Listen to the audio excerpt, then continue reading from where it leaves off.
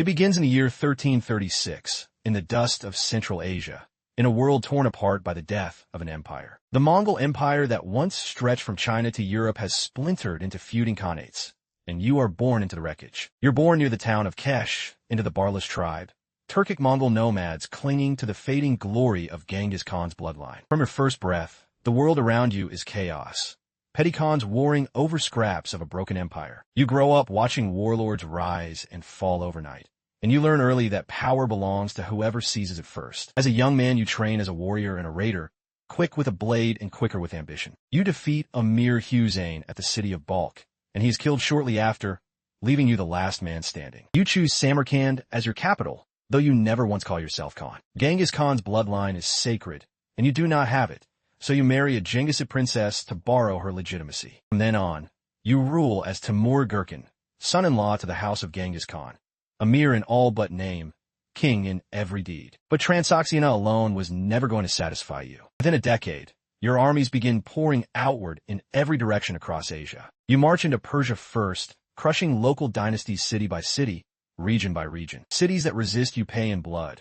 Cities that surrender quickly are sometimes spared, sometimes not. Your terms are simple and terrifying: submit swiftly or be erased. You crush the rebellious kingdom of Khwarezm not once, but repeatedly, razing its capital to the ground. To the north, a former ally-turned-rival named Toktamish rules the Golden Horde, and he makes the mistake of raiding your territory. You answer with 3 brutal campaigns deep into his lands, chasing him across thousands of miles of open steppe. You burn his capital, Sarai, and shatter the Golden Horde's power for good. It is a wound the Golden Horde never truly recovers from, and it reshapes the politics of Eastern Europe for generations. You return to Samarkand, each time heavier with plunder and hungrier for the next campaign. By your 50s, you have already built one of the largest war machines the world has ever seen. In 1398, you turn your gaze south, across the Hindu Kush Mountains, toward the riches of Delhi. Your army crosses brutal mountain passes in winter, losing men to cold and altitude before a single battle is fought. Outside Delhi, the Sultanate's army meets you with war elephants meant to terrify and crush. You order your men to set camels loaded with brushwood on fire and drive them screaming toward the elephants. The terrified elephants turn and trample their own army, and Delhi's defense collapses within hours. You take the city, and what follows is one of the darkest massacres of your entire reign. Historical accounts suggest as many as 100,000 people are killed in and around Delhi in a matter of days. As was your custom after a brutal conquest, your soldiers begin building towers out of the skulls of the dead. Some of these towers, historians say, rise as high as 15 meters, a monument built entirely from human skulls. 15 meters, taller than a 4-story building, made of nothing but bone. You leave Delhi in ruins, and it will take the city over a century to fully recover. To you, the towers are not cruelty for its own sake. They are a message, written in bone, for anyone who dares resist. And yet, the same hands that build towers of skulls also build one of the most beautiful cities on earth. You pour your plunder into Samarkand, determined to make it the jewel of the entire Islamic world. After every conquest, you don't just take gold. You take the artisans, architects, and scholars, and drag them home with you. Persian tile makers, Indian stoneworkers, and craftsmen from a dozen conquered cities all pour their skill into your capital. Turquoise domes rise over the city, markets overflow with silk and spice, and Samarkand becomes a beacon on the Silk Road. Visiting travelers write home that they have never seen a city so dazzling in all their lives. You walk through the finished Bibi Khana Mosque, one of the largest in the Islamic world at the time, and call it your own monument to eternity. Poets of the age call Samarkand the point of convergence of the entire world. You surround yourself with scholars and astronomers, planting seeds of learning that your grandson will later grow into an observatory. For a man who built his fortune on conquest, you take genuine, almost obsessive pride in beauty. It's a strange, brutal contradiction that defines your entire life.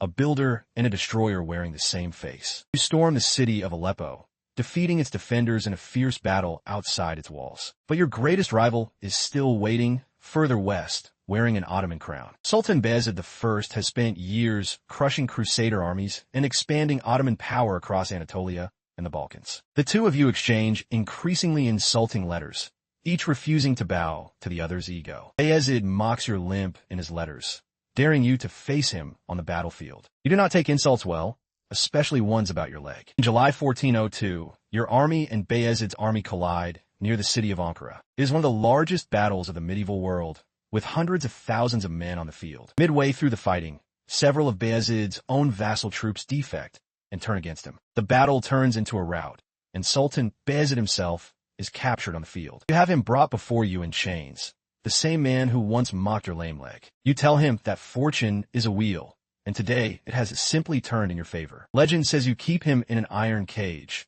dragging him along with your traveling court as a living trophy. What is certain is that Bayezid is never treated as an honored captive, and the humiliation eats at him. Within 8 months of his capture, Bayezid dies in captivity. Some accounts say by his own hand, others say of despair. You have just humiliated one of the most powerful rulers in the Islamic world, and the news of it spreads across 3 continents. By land area, it becomes the largest empire the world has seen since Genghis Khan, and none will match it again until Napoleon. You are nearly 70 years old, and somehow you are still not finished. You set your sights on one final, staggering target, the Ming Empire of China. In the winter of 1404, you gather an army of roughly 200,000 men for the invasion. You lead the march yourself, despite your age, despite illness, despite a body that has been breaking for decades. Near the city of Otrar, deep in the winter cold, your health finally gives out. In February of 1405, in the frozen town of Otrar, Timur the Conqueror dies. The campaign against China dies with you,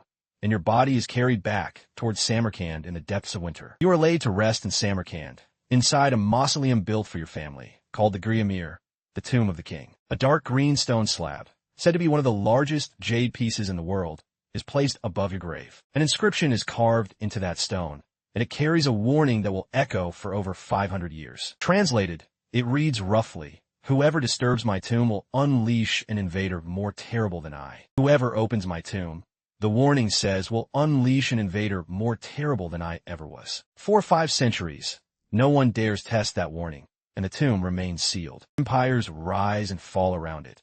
The tomb of Tamerlane simply waits. Then, in June of 1941, a group of Soviet scientists decide it's finally time to look inside. A Soviet anthropologist named Mikhail Gerasimov leads the team, determined to study Timur's remains and reconstruct his face. Local elders reportedly beg them not to open the tomb, warning of the ancient curse carved into the stone. The scientists dismiss the warning as superstition and lift the heavy slab anyway. On June 19th, 1941, they finally open Timur's grave and begin examining his remains. The date is recorded precisely, June the 19th, 1941. 2 days later, everything changes. On June 22nd, 1941, Nazi Germany launches Operation Barbarossa, the largest land invasion in human history, against the Soviet Union. Millions of German troops pour across the Soviet border in a single coordinated strike. Word spreads instantly through Samarkand.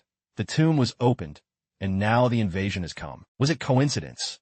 Or had the old warning simply been waiting for its moment? Soviet officials, unwilling to leave anything to chance, quietly ordered Timur's remains reburied with full Islamic funeral rites. In November of 1942, months into one of the bloodiest campaigns in Soviet history, the ceremony finally takes place. Just weeks later, the tide of the entire war turns at the Battle of Stalingrad. Historians call it coincidence, a story stitched together after the fact. But the legend has never let go. Gerasimov did complete his reconstruction, and today you can still see his imagined face of Timur in museum halls. It shows a scarred, weathered man. Proof, if nothing else, that the wounds of his youth never truly healed. In terms of territory, no conqueror between Genghis Khan and Napoleon ever ruled more land than you did. Yet that empire came at a staggering human cost, with some historians estimating as many as 17 million deaths across his campaigns. You are remembered simultaneously as a monster who piled skulls into mountains, and a patron who built one of the most beautiful cities ever raised by human hands. In Uzbekistan today, you are honored as a national founding father, statues built in your image in city squares. In Delhi, in Baghdad, in Damascus, your name still carries the memory of fire and ruin. You never fit neatly into the story of a hero or the story of a villain. History rarely allows that kind of comfort. Timur, known to the world as Tamerlane, born 1336, died 1405, 69 years of ambition that reshaped half the known world. And centuries later, his tomb still sits in Samarkand, quiet now, but never quite forgotten. Whether remembered as a builder or a butcher, Tamerlane's shadow still stretches across the history of an entire continent. And perhaps that's the real lesson buried beneath the legend of the curse. History has a way of never truly staying buried.